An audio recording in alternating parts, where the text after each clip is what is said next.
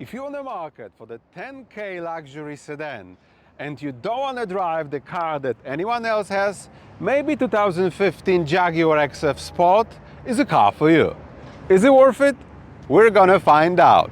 I'm Mike and you're watching AllinCarNations.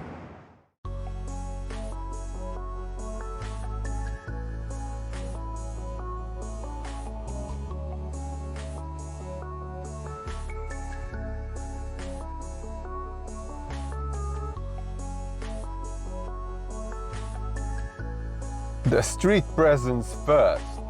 This 2015 XF showcases Jaguar's iconic timeless design language. That's a 10-year-old vehicle, but still it doesn't look old. Sport package definitely adds more charisma and changes the character of this car.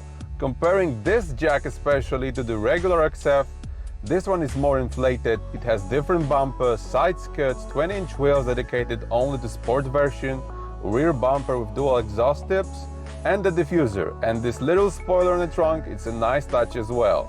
All together is giving a commanding presence on the road. Let's start with the heart of the cat, guys, and in this case under the hood we've got Jaguar's design. That's the Supercharged V6 AJ126, that's the engine code, and this motor is quite unique. I'll tell you more about it just in a minute. All engine bays completely filled, and look at that front, guys. This car is really beautiful. While we're outside, let's take a look into the trunk as well. We have a little bit irregular cargo space. Floor does have those wheel arches, but still this is almost 18 cubic feet of cargo space, which is quite a lot. Take a look at this interior. It hasn't honestly changed much since 2008, but still it doesn't look old. It's got this kind of youngtimer vibe. Piano black central console and a bucket seats are standard for the sport version, and trust me, the quality in here, it's really impressive. Moving inside of the cabin, guys, we've got perfect mix of high quality materials, leather, aluminum. In case of the Jaguar, you're always getting a real leather. There is no vegan option in here, plastic vinyl kind of seat ever. The seats are incredibly comfortable with the proper side support, like real sporty seats. You can inflate them, adjust them in 16 different directions.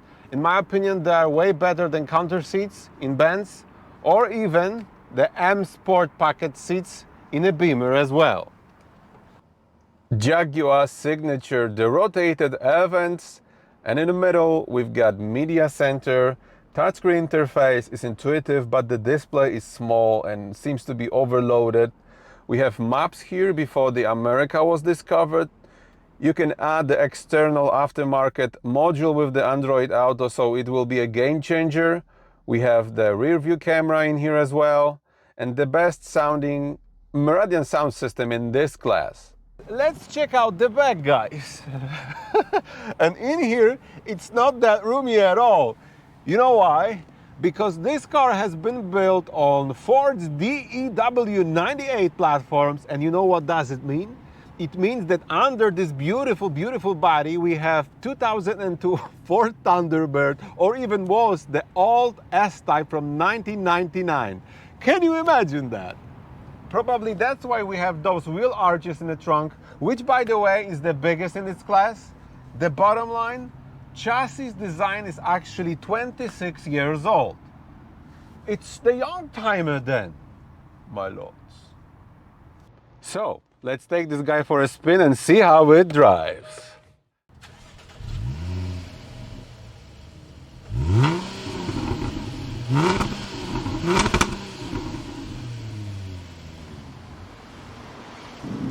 So driving the Jaguar XF Sport, guys, first of all, it's worth to mention that in 2012, Jaguar has upgraded the XF by adding 8-speed automatic transmission from a German company called ZF.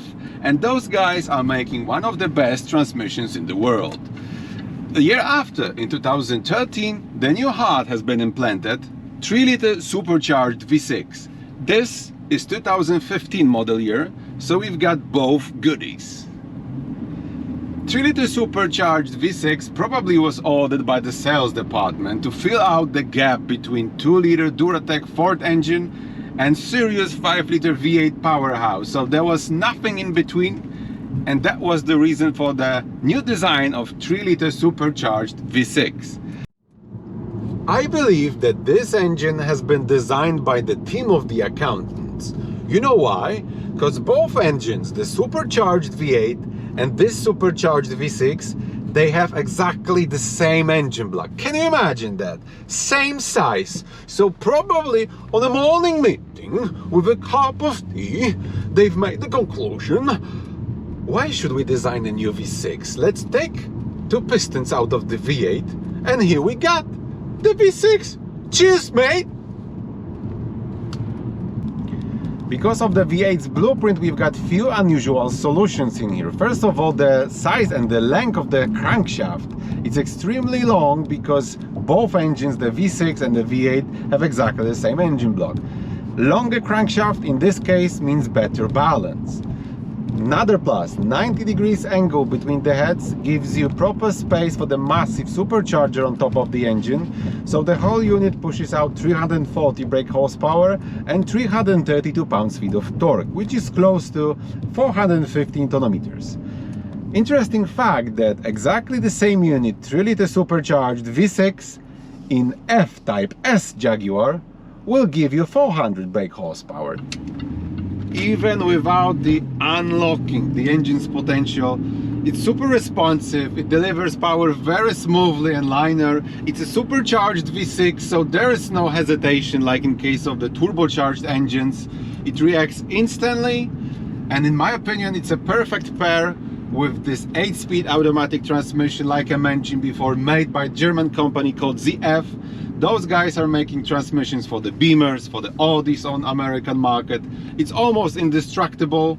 It can hold up to 900 pounds-feet of torque easily. And thanks to that, you can get like 32 miles per gallon on a highway and around 25 miles per gallon in a city, which is really, really impressive. What about the handling, guys? This car still does have the hydraulic steering system, which is quite unusual for 2015 model year, but it will give you this analog feeling. You know exactly what is going on with the front wheels. My personal opinion is that this is the best feeling in the world, if you can feel everything on the steering wheel. It's kind of analog, but I love it. But unfortunately, do not expect much of the sportiness from this car. It's Jaguar XF Sport, by sport only by its name. Obviously it does have like a stiffer suspension, but do not expect driving quality of the BMW in here, especially with the M package.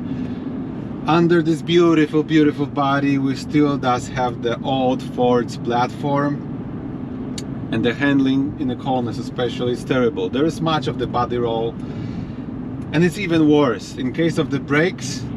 If you're braking hard from the high speed, magic can happen. The car can change the line suddenly. It's unreal, but in the front caliper there's only 1 piston in 340 brake horsepower car. What is that? A British humor? So let's talk about the pricing. For a 10K you can also go with the Bayerische Motorenwerke, the 535 on M package probably, with the N55 engine, but in case of the high mileage cars, N55 can be very, very problematic. Also you can get the A6 with 3-liter TFSI engine with Quattro. That's the best all-wheel drive system in this segment, definitely. But C7 gens Audi, they don't stand well the test of time, to be honest. And I'm pretty convinced that you will be able to find a proper Mercedes E-Class with 3.5 naturally aspirated V6 in this price range. Car will have AMG line, but in case of the sportiness, it will be something similar to mushroom picking. So if you like spending your free time in the forest and pick up some mushrooms, the E-Class will be a perfect car for you. So what about this Jag, guys, in case of the reliability? Here, compressor. Woohoo! That was 35 miles per hour, obviously. So in case of the reliability, the XF is basically a hybrid. We've got transmission from Germany, almost indestructible, engine from a Jaguar, multiple parts from Ford or even Volvo. Parts aren't the problem. They're not expensive, same price level as from the German Trinity. If you don't want to spend more than $10,000 on your Jag, probably you'll be able to find XF Sport from 2013 up to 15 model year with the mileage around 90 or 100,000 miles. Unfortunately, this cat has its issues and you have to be super careful with this 3-liter supercharged V6 because the early models between 2013 and 15 model year had the issues with the timing chain tensioner and obviously can cause catastrophic engine failure. So at some point you will need to consider replacing timing chain plus the tensioner as the regular part of the maintenance. Second of all, the bypass cooling hose between cylinder banks, it will definitely crack. So do not overheat this engine. It's aluminum. Aluminum plus high temperature equals very problematic life. If you're looking for a used car like this and you would like to avoid all kinds of trouble, I can give you an universal tips. Always check the Carfax first, buy the car from first or second owner with the full service history. And if you know nothing about cars, hire a professional who's gonna check all the necessary points in the car, plug-in, OBD and stuff like that. It's gonna save you tons of problems and a lot of headaches in the future. So is the 2015 Jaguar XF Sport worth considering? In my opinion, that's the best looking, the most prestige car in this segment. If you're looking for an analog driving experience and the perfect mix of comfort and sportiness, and you don't want to drive the car that anyone else has, this cat can be your best friend. So what do you think, guys, about this Jag? Write me down in the comments below. Would you buy it? If you like my video, give me a thumbs up, and if you would like to see more car reviews, make sure you're gonna subscribe my channel.